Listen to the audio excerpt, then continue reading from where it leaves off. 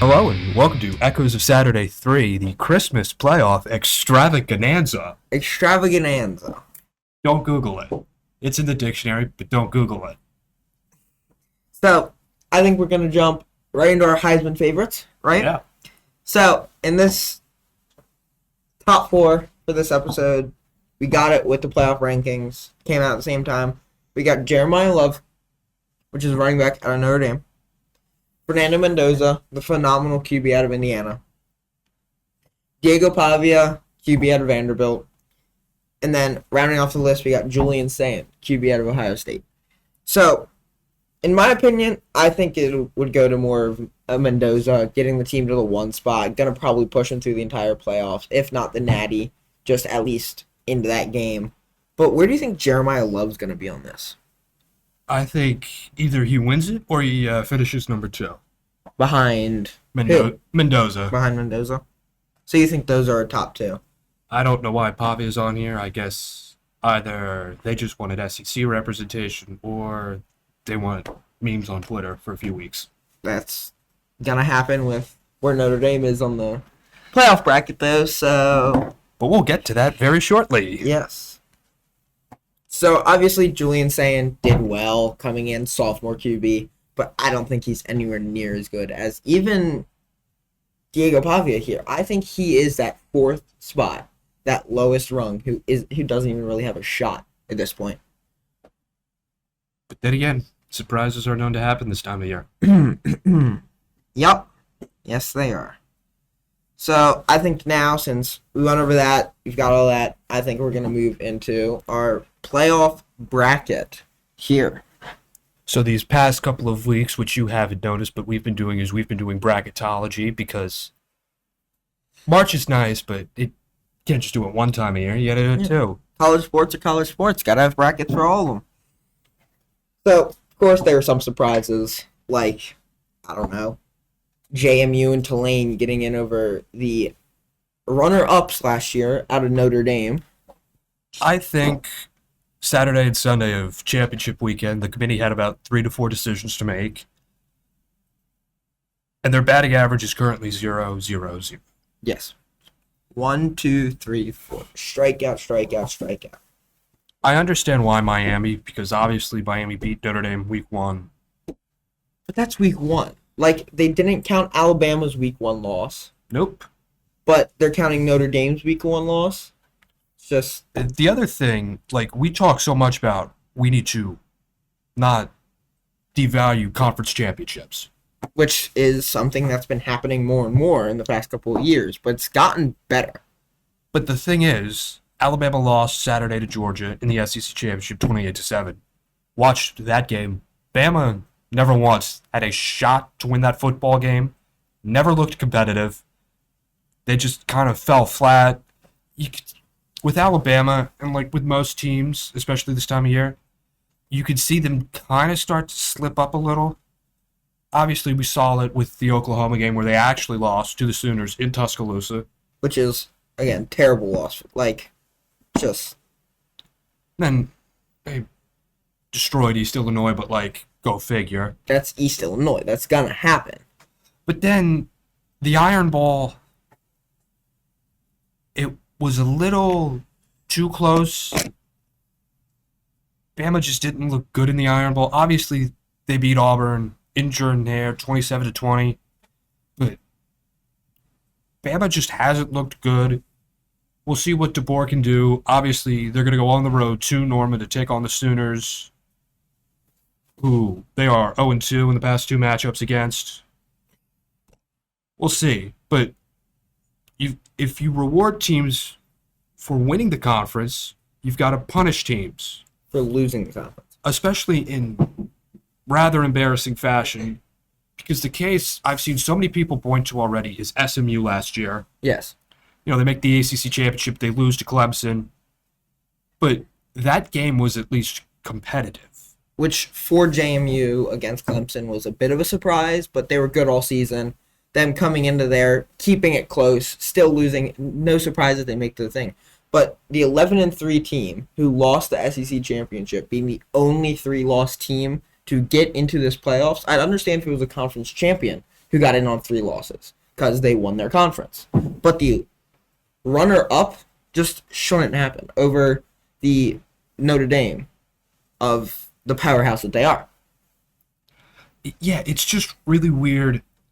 Like, I've already said it already, but Bama got destroyed. So, you've got to reward teams fairly, but you've also got to punish teams. This is the second time in 3 years that we've gotten our final bracket, and we're left wondering why the committee took an Alabama team that looks a little suspicious over a really good team that could do really well. Yeah. Now, the other time I'm referencing is, of course, 2023, where the playoff teams were Michigan, Washington, Texas, and obviously Alabama jumped in ahead of Florida State after they upset Georgia in the SEC Championship game, which, another story that Georgia fell that far after losing their conference championship, and yet Alabama just kind of stays. And stays not even as that one of those last seeds. Comes in at the 9 spot. Which I think is where they were in the last ranking. Yes. So, I think, then again, you can't really blame them. Notre Dame's not in a conference, so they're not winning that conference championship. They're not getting that extra value that other teams are. So maybe their logic is Alabama was in a conference championship, so they were good enough to get there that they could then drive forward. But I think just some terrible picks by the committee this year.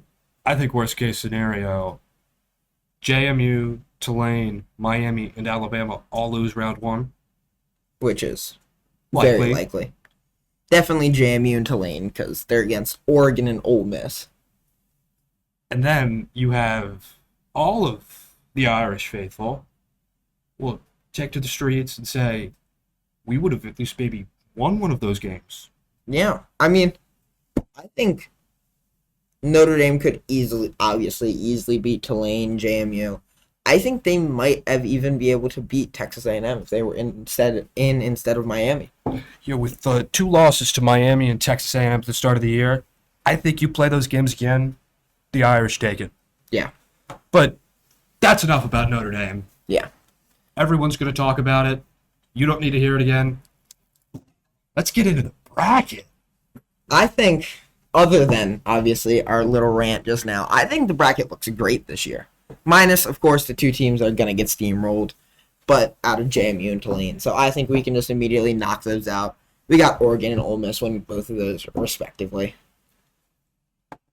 Yeah, the Friday night game, Friday the 19th, that is the 8-9 game, Alabama and Oklahoma, in Norman, Oklahoma. I got the Crimson Tide.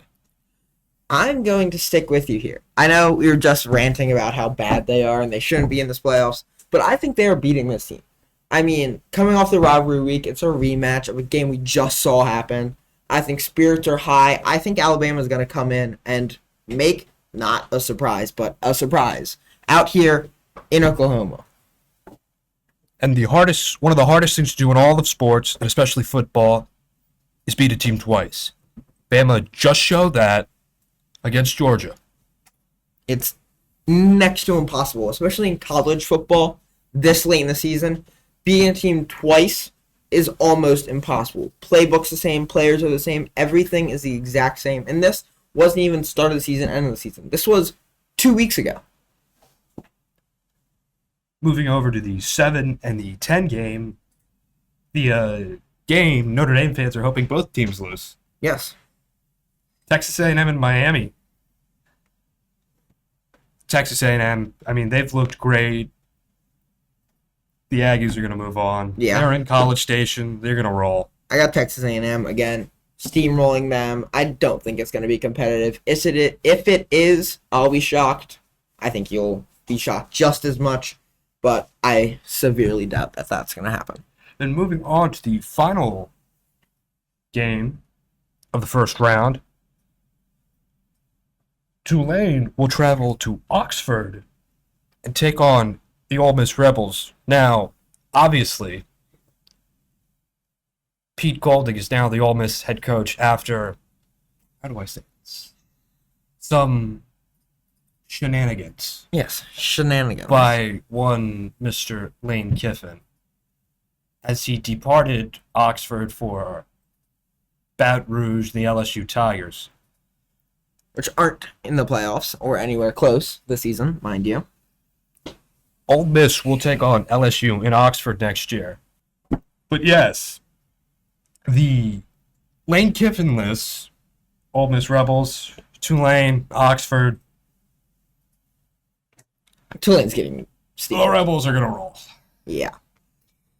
So, and then, of course, JMU, Oregon. We already said that one. JMU. The It's Ducks are in the Eugene. exact same situation with the last game that we just went over. JMU's a feel-good, minus the head coach. Yes. JMU's a feel-good story, but Dan Lanning, he's a great coach. They're in Eugene. This might get ugly fast. Yeah. I think 67-1.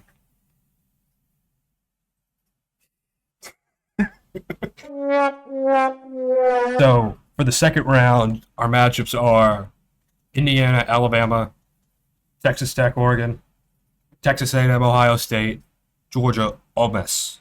Yes. Let's start with the All SEC war. Georgia and Ole Miss. These two teams have already met this year. Georgia beat Ole Miss in Athens. But I think the script is going to flip. Rebels move on. You think the Rebels are moving on? So I know we just went on this rant about never beat a team twice. That's why Alabama's gonna win. I think Georgia's gonna beat them twice. I think with how well this Georgia team's been, I think Ole Miss having that drama with the change of coaches this late in the season, right before playoffs start, I think it's gonna be Georgia.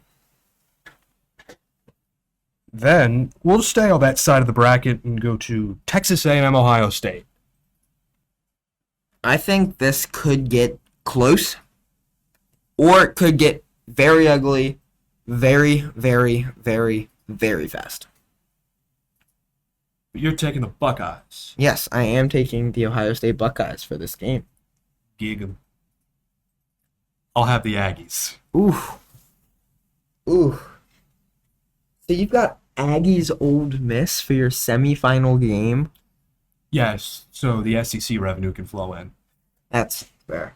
That's fair. And the committee goes, Yeah. money. That's definitely what they hope happens, but I doubt that one's going to happen. So then for the other two matchups, Indiana, Alabama. Now, this Indiana, Alabama will be at the Rose Bowl. Okay.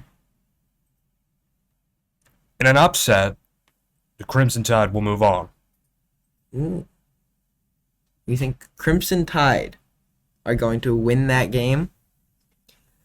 Initially, I thought that as well. I did some reconsidering, seeing Indiana with Heisman favorite, with insane stats here throughout the season.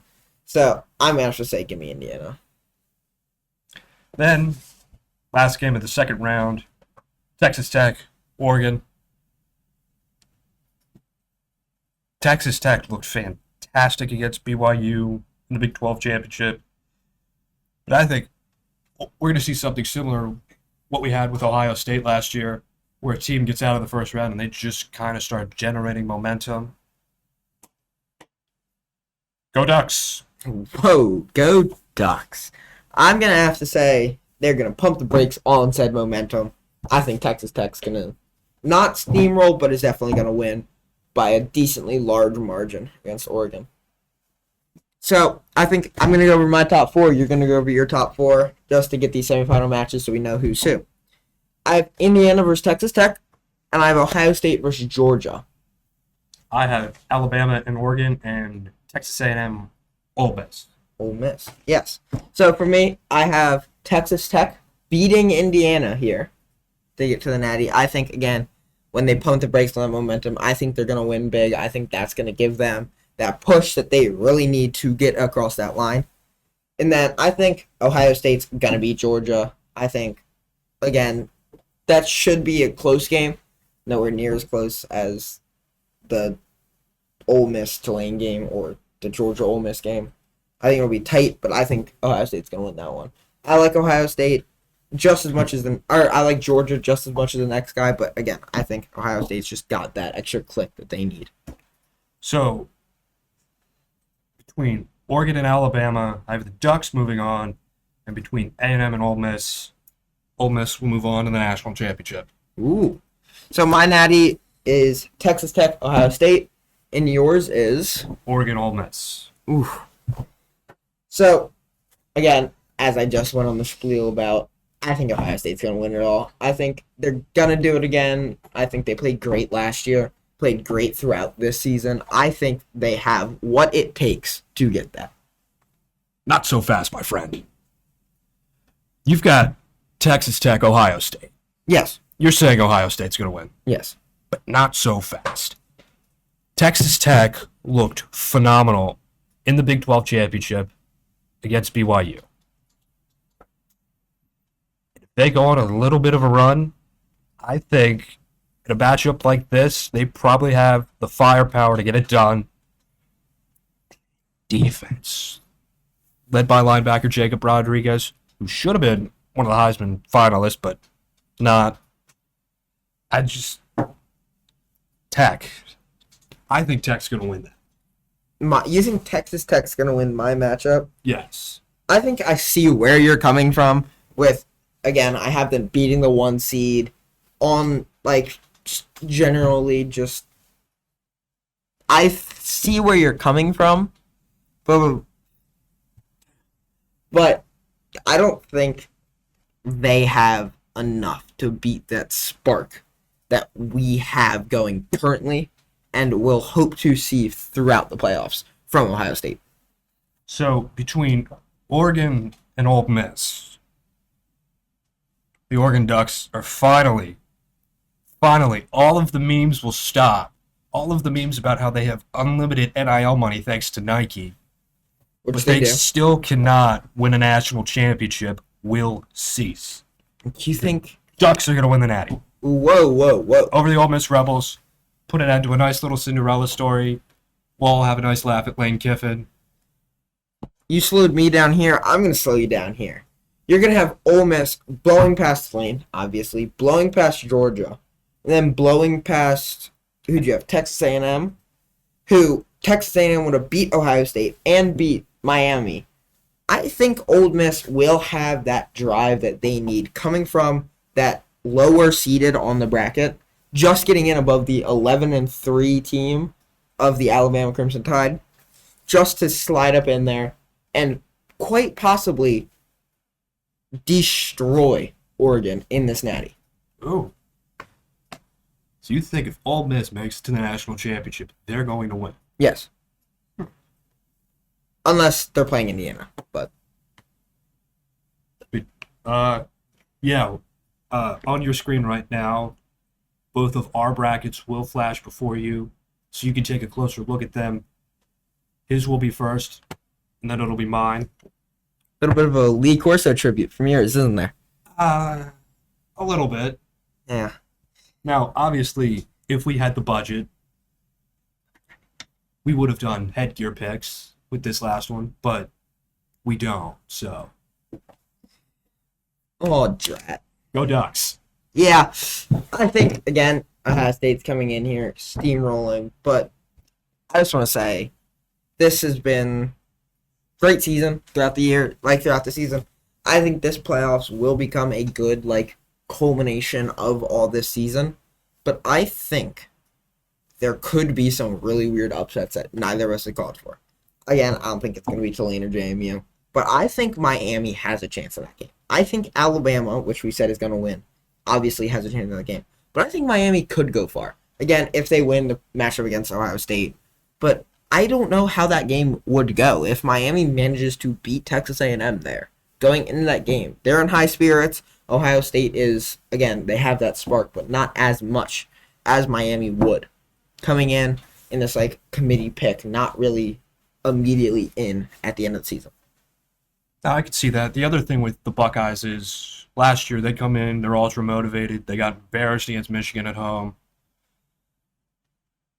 in the lead up to the playoff game against Tennessee, the Buckeyes faithful kind of got embarrassed by the checkered lads. And then just before kickoff, the Buckeyes got embarrassed. But then Embarrass is an understatement. they turned Dare the I table.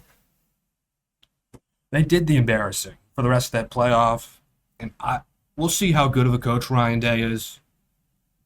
Because I don't think they have that same spark that they did last You year. don't think they do? No. I think beating Michigan is what gave them that spark. I think with Julian Sand leading that charge against Michigan, beating them for the first time since, was it 2019? Beating them for the first time in 6 years. I think that's going to give not just the players, but the entire student and fan base of that school, which it would be a home game, correct? For who? For Ohio State. It'd be a home game, correct? In the second round? Yes. That'll be a bowl game. That will be a bowl game. So then it wouldn't be a home game, but it would be, there probably would be a bunch of fans there, obviously. Playoff game, this late, 2-seed, reigning national champions. I think there's going to be a lot of fans. It's going to be loud. I don't think any team has the ability to play against a team that just beat Michigan that well for the first time in 6 years with that much spark in that kind of loud environment. Yeah. I guess that's all for this. Yeah, I think that's all for this episode. But thank you so much for watching. Merry Christmas. Happy playoffs. And yeah, go Ducks. Nah. All right, signing off. See ya. See ya.